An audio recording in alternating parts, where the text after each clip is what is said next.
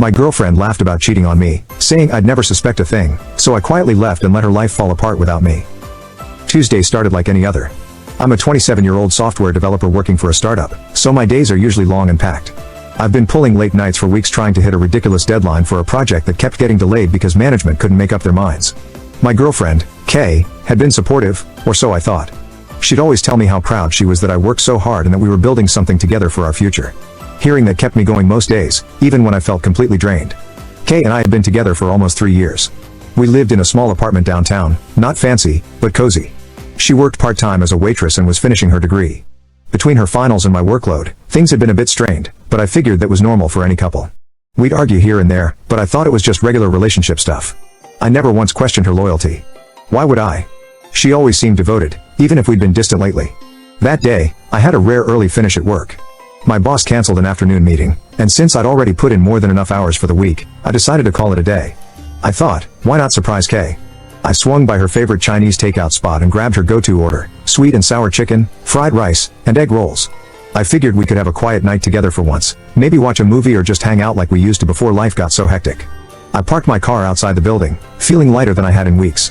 It was one of those rare moments where I felt like I was actually doing something right, not for work, but for us. The walk up to our apartment felt like a relief, like I was leaving the stress of the office behind for a night. I was looking forward to seeing her smile when I showed up with her favorite food. But as soon as I reached our floor, something felt off. The door to our apartment was slightly ajar. At first, I thought maybe she was airing the place out or forgot to close it all the way. Kay could be forgetful sometimes, especially when she was juggling school, work, and her part-time shifts.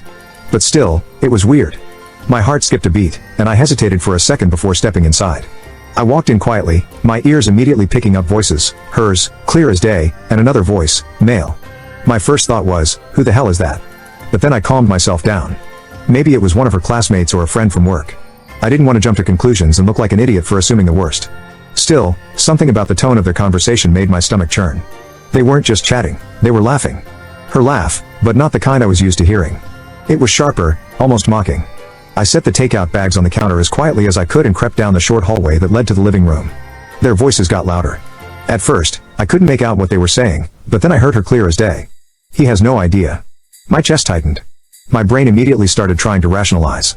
Maybe she's talking about something else. It doesn't mean what I think it does. But then she kept going, her voice dripping with amusement. He works all the time, so it's easy. He doesn't even notice when I'm out with you. Plus, I've got him wrapped around my finger.